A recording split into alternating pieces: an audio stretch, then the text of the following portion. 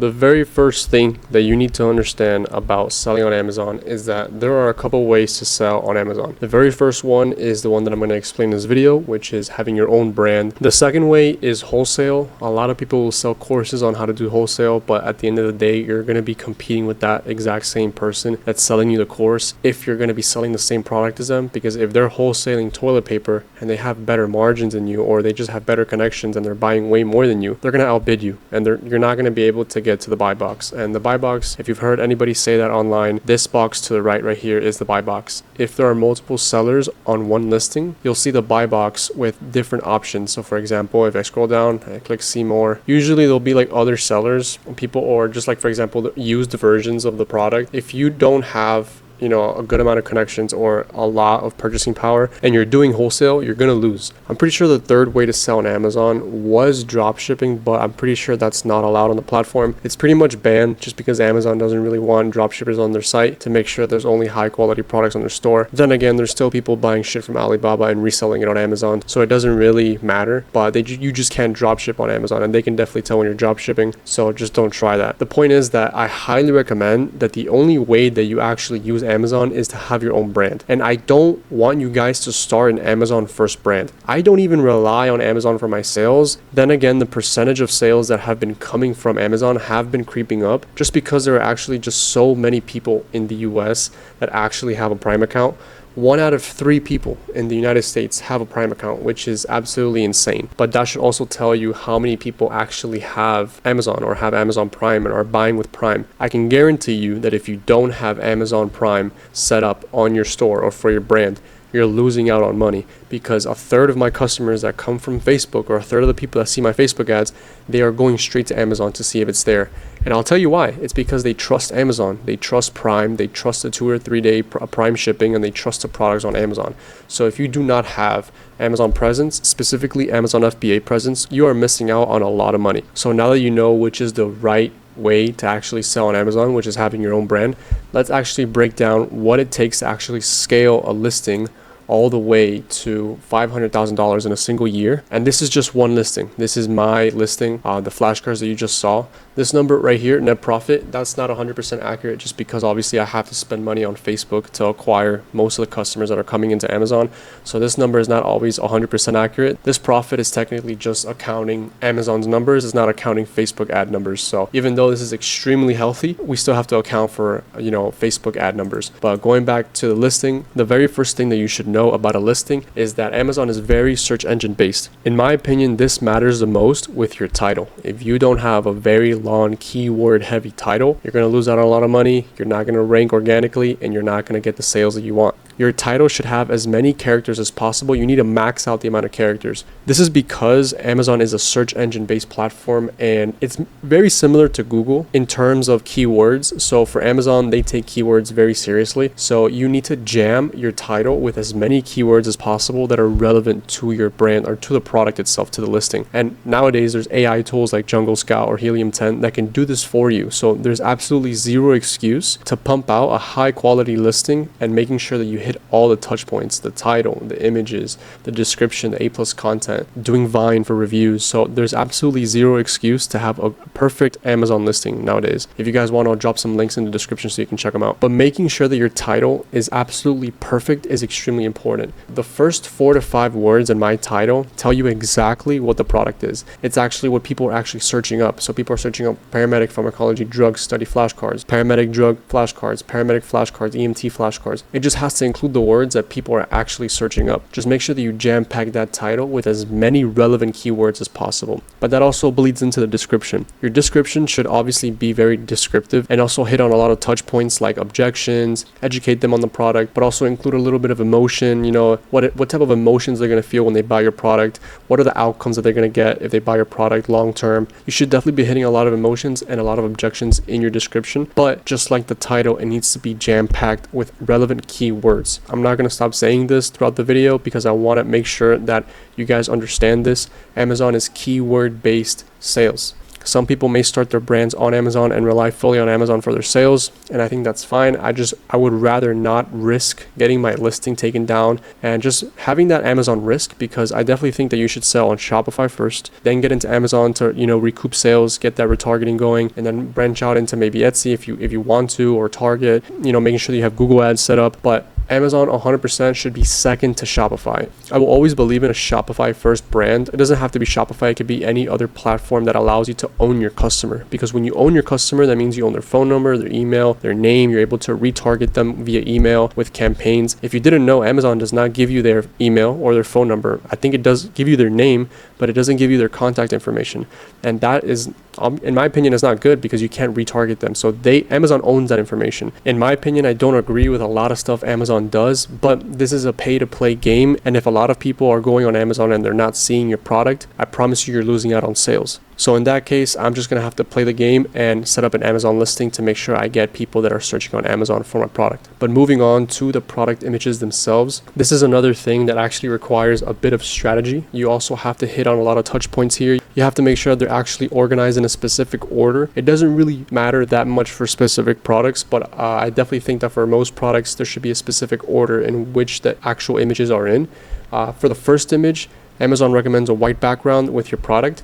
I definitely recommend having your packaging and the product itself in the first image with a little bit of social proof if you can.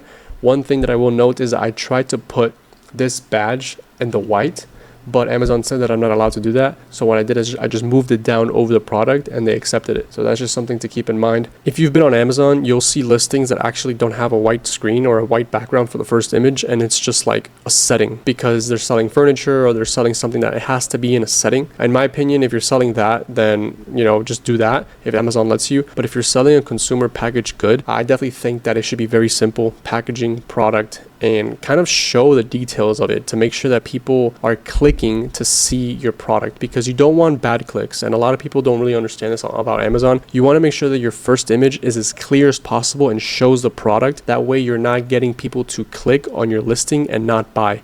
The whole point of Amazon is to get as many people that are clicking on your listing to buy, because if you're running PPC ads on Amazon, you're going to be wasting your money, because you only get charged on Amazon ads if people click on your actual ad. Now, when they go on the listing, it's the job of the listing to convert them into a customer, but you already spent that amount of money on that customer to get them on your listing. You want to make sure that you actually sell them. So when you're creating the very first image, it has to be very descriptive of the product, and you have to try to meet Amazon's guidelines to be able to do that. They're a little restrictive, but you have to find a way to explain the product within the image. That way you get good clicks and not bad clicks. Hovering over the second image, you can see that it's pretty descriptive of what the product actually is. It's a drug card, it gives you the front, the back. And then on the third one, I just kind of show you the product in action, what it includes, how some of the benefits of it, what is it made of, if it's waterproof and stuff, because people want to know. These are questions that people have. When making the images, the only thing you should be thinking about is the questions that people have when buying your product or when they're going to buy your product. When you buy stuff on Amazon yourself, you may not be thinking about it, but you have questions, and they're kind of like just instinctive. Generally have questions for everything. So you should be thinking about your customers' questions when they're looking at your listing.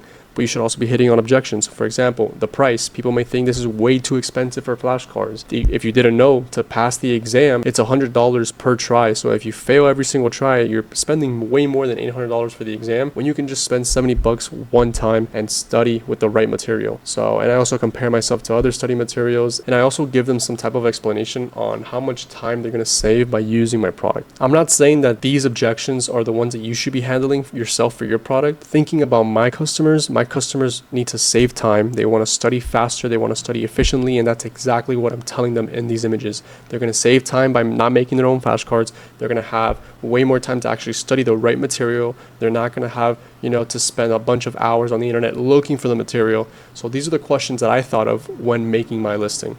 But scrolling down, we'll go over the A+ content. And I already mentioned this, you only get A+ content, which is these custom sections, if you have brand registry. And the only way to get brand registry is if you have a registered trademark. So make sure that you get a trademark as soon as possible. There's this website called trauma.tm. I'll leave a link in the description. You can get your US trademark for around $650, $700, and it's 100% worth it. They can actually give you Amazon brand registry early, because you have to make sure that you get a serial number for your trademark and you give that to Amazon when you're applying for brand registry. One thing about having a brand is that you're going to have a vault, a Google Drive, with so much content from your ads, from creators, from B-roll clips, from images that you took yourself. You need to have a vault of content. That way you could repurpose that content later on. This was a content creator that took a picture of herself with her product and she posted it on Instagram. It was 9:16, but I eventually threw it into AI and I said, I need this image to be expanded horizontally, and it made the image perfectly for the right sizing, and I just repurposed it, threw it into Canva, added the logo here, added some copy, and boom, I got that image there. I also made this image on Canva. I took this image myself, just added some text on Canva, took this image myself as well, added some Canva text. Same thing on this one. So it's not that hard to take images of your product and kind of just use them and repurpose them later on. But I highly suggest that you have a brand vault with as much content as possible about your brand and your product, because that is going to serve you well in the long run. Trust me. One thing to know about A+ content is that you also want to be hitting on objections. You want to make sure that you have social proof. You show people. When people see other people, there's something in the brain that happens that they just click. It just clicks. You have to show people holding your product, because there's something about human psychology is that when you see another human being associated with something that you want, you instantly kind of just like, oh, okay, cool. Like you let your guard down a little bit. So always make sure you have people holding your product. You don't never just want to put the product there. You want to make sure that you show somebody else experiencing the product. That way the other person that's viewing this can be like, okay, so that's what it would be like to experience this product. If you do everything that I said in this video, you will get a very good listing and you will get a lot of good reviews.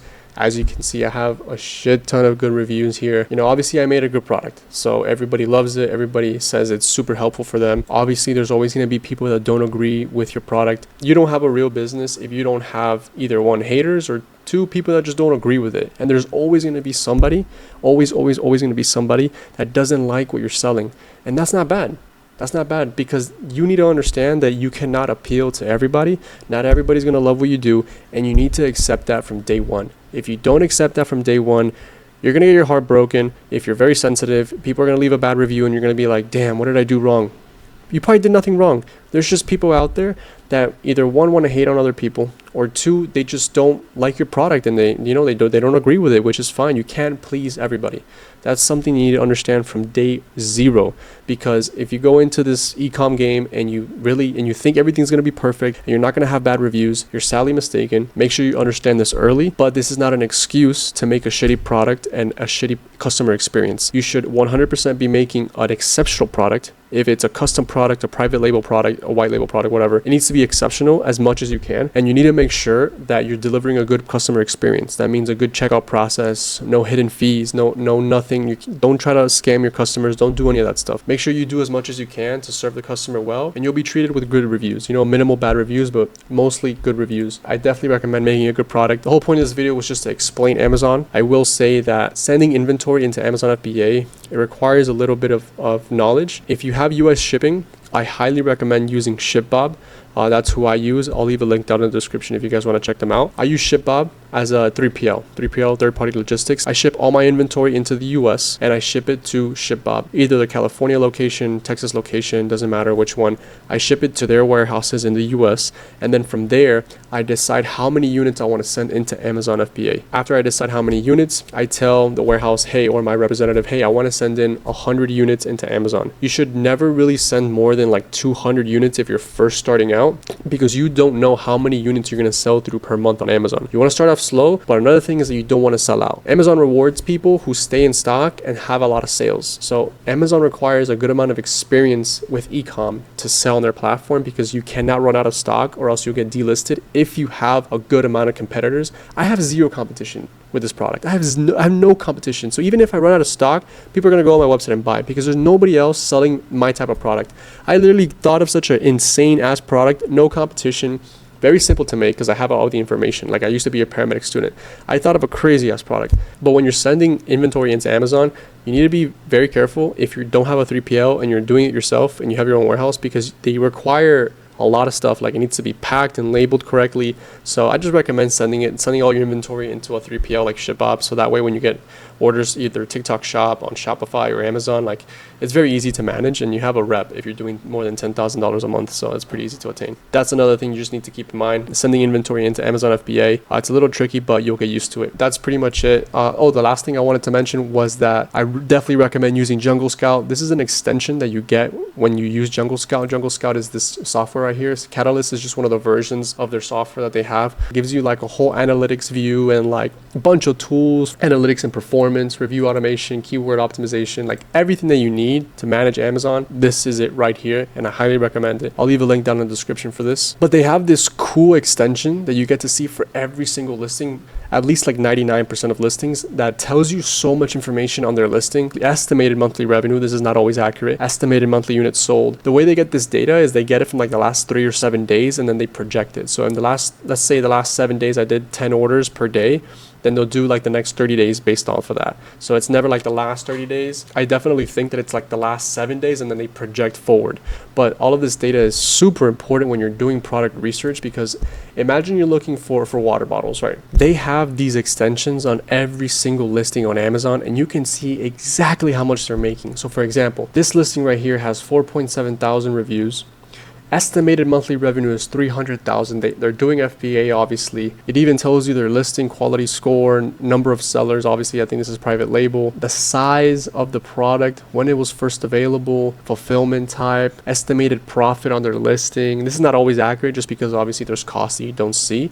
But total fees is how much they actually get charged for pick and pack, and I think Amazon platform fee. But you just get to see so much information, and you could take all of this information and do your product research and see what product is best for you to sell. Because if you're gathering data on one industry and then data in a different industry, you might see the numbers and be like, okay, so that this industry might be better for me because the numbers are better. So I definitely recommend this software. It's 100% going to be useful for you when you're doing everything regarding Amazon. But that's pretty much it. I hope you guys enjoyed the video. I make these videos not to make money. If I blow up one day and I make money off YouTube, then great, but I don't really expect to make money off this YouTube stuff. I do this because I want to give back to you guys. I learned from so many people on YouTube back then that I feel like it's my duty to pay it forward to the people that are getting started now. If you have any questions, I promise you I will answer them. Just drop them in the comment. I've done over 2.6, think by this point, $2.6 million in revenue with one brand. I've done tens of thousands here with other brands. Those are drop shipping stores, but my main brand, $2.6 million in the last 2 years. And I want to scale that past $10 million. And I just want to document everything. I want to make sure that I pick up the camera and start talking to the camera, and just give you guys as much value as possible. I have nothing to hide. I have nothing to sell you. I genuinely want to be like another Jordan Bound or another Jordan Welch. I want to give back so much value. So if you guys can help me by liking the video, subscribing, and leaving a comment with a question that you have, I will get back to you and I will answer those questions in the comments, and I'll probably make a video just answering a bunch of comments. So if you guys like the video, again, just like it, subscribe, and I'll see you guys in the next one.